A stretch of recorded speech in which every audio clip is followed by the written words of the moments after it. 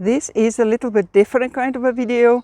Last week I asked you on my community tab to ask me questions, both about crochet and about other things, what you would like to hear.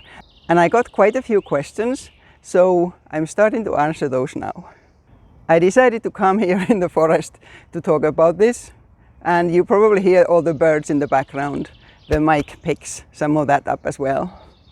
Let's dive right in. The first question was about my favorite thing that I have crocheted, and I brought it with me.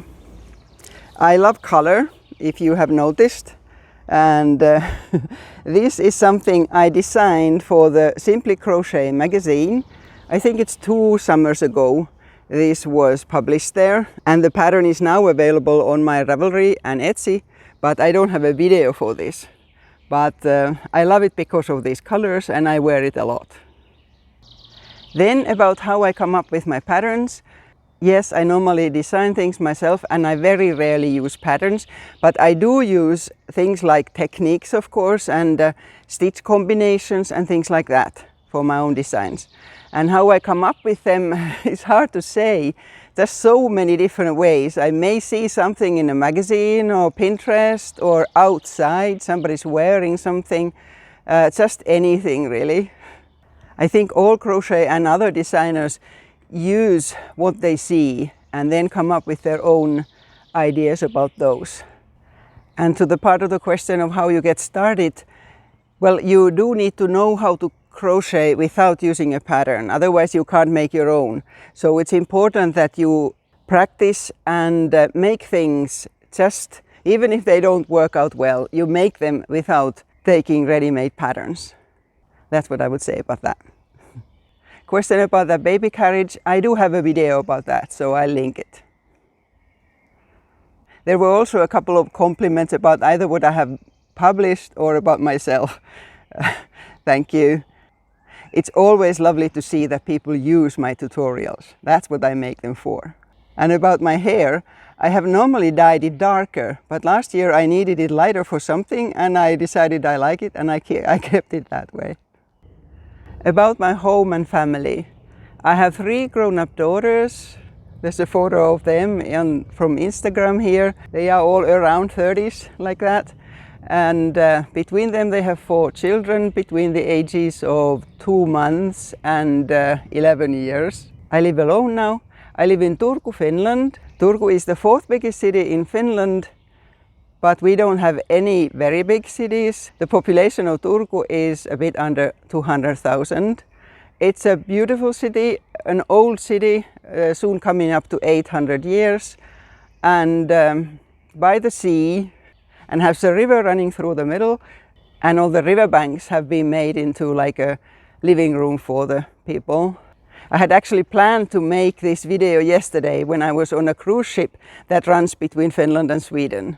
Lots of people take it. It's like an easy hotel holiday. You go to Sweden and back without getting off the boat. But there were too many practical problems of doing it there, so I didn't. I live in the outskirts of the town in a very ordinary apartment. A very colorful one though. Here's a picture. And the forest where I am now is right next to, I almost see where I live in here. A related question, where do I get my crochet and knitting supplies? Knitting and crochet is very popular in Finland, basically always has been. It's also taught at schools, always has been taught at schools. So everybody knows how to knit and crochet, although I'm not saying that everybody does. But there are many good yarn shops in Turku. I'm not actually sure how many, but at least 6. I use some of those regularly. And then I also order both from abroad and from inside Finland. And I also get a lot from Knit Crate that I'm affiliate to, so you'll see a link, put the link to that. I have yarn all over my house. There were several questions related to beginner crocheters. One especially wishing for content for beginners. And this is actually something that I have been thinking over time, if I should go for that or not. Because if you have looked through my channel, I don't have stuff for beginners. Like I do not have videos where I explain the basic stitches. And right now I'm not sure if I should do that. I have also considered making a separate course just for beginners. That's one possibility. And another one about tips for beginners. That's actually a very good idea that I should make a video of, with that name, Tips for Beginners. Even if I don't actually explain how to make the basic stitches, then I could still do that. One tip I would give to beginners is that using something, videos or books, whatever, that you would learn the basic stitches and then start to experiment as much as possible so that you don't become like a slave of ready written patterns. So that little by little you would learn to be really creative. Yes, that is actually a problem for lots of people, that they find it difficult to keep the number of stitches, so that at the end of a row you do something that you either increase or decrease them. And there's no super quick way to do that. I have a video about straight edges in double crochet, and that way you don't increase or decrease there. And about joining a circle using a slip stitch, it's important always to do the slip stitch at the height of the stitches. So if you have double crochets there, that you don't go like in the middle of the height of the double crochet, so that it sort of starts pulling downwards, or that you go into the second stitch, so that actually decreases them. Videos are good in this because they often show exactly where you need to do that. This actually reminds me that I do need to show where exactly you do join, especially if it's something that has lots of different kinds of stitches, so it's not obvious where you join. When I started crocheting when I was 5. My mother taught me. There's actually a video where I explain a bit about how I got to crocheting. Did you make amigurumis? No.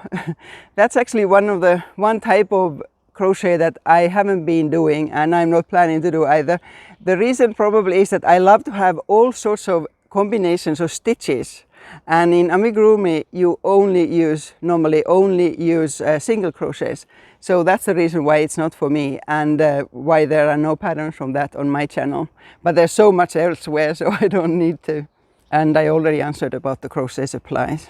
Then about the way I hold my hook and yarn. There is a short video I made some time ago where I show some of that, like this. And in asking in a Finnish crochet group on Facebook, I found out that almost everybody in Finland crochets like me or close to the same way as I do. So especially that you keep all your fingers sort of close together, not raising any fingers or things like that. And you run the yarn through your fingers without any movements for that. So I'm linking that video here as well. About adding subtitles to the videos, I try to fix the automatic English subtitles. So what you do, this is a question about Turkish subtitles, but you can do the automatic titles in any language. So I'm not showing it here because it works differently on different phones and different computers. But you need to first put the English subtitles on and then go to the settings and go and get your own language there in the automatic translations. I know it's not perfect. Google is far from perfect in translating different languages about crochet, but enough to get the point of the videos. Then there are a couple of questions of individual tips. How can I sew in my ends neatly? One tip, if it talks about weaving in ends, one thing I do that goes against what most people teach, I always use a sharp needle, not a blunt needle, because that way you can hide the yarn ends easier into whatever you have been doing. But there are also many techniques where you end up with less ends, and I have one, again linking, there will be a list of videos in my description here. About making tumbler holders, it's hard to give a specific yarn or hook because so many things can be done in using all sorts. But if you're talking about something that needs to hold, if it's hot, then it's best to be a little bit thicker. I would use at least double knitting weight of yarn, and that normally takes hook size 4 millimeter. But again, it depends so much on what sort of a result you want. Unfortunately, I can't give a more exact answer to this. There are many different types of mesh stitches. Actually, a summer top that I'm working on at the moment has mesh stitch as part of it, but it also has lace. But the general advice I would give for making like mesh tops is that you would take something, if you're making it for yourself or somebody that is in your family, that you take a piece of clothing like a t-shirt or another top that is the right size for them. You lay it out and you measure what you are making to that so that it will end up being the same size. I think I'm through them all now. Thank you so much for asking, and subscribe to my channel if you haven't yet, and also like the video so that YouTube knows people like it. Have a good day.